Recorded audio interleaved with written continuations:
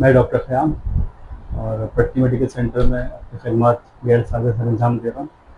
मुझे छोटा सा एक मैसेज देना था, वो ये कि आपके भी इल्म में होगा कि डेंगू बहुत ज़्यादा फैला हुआ है, ख़ास तौर पे बुज़ुर्गों में और बच्चों में ज़्यादा इफेक्ट कर रहा है।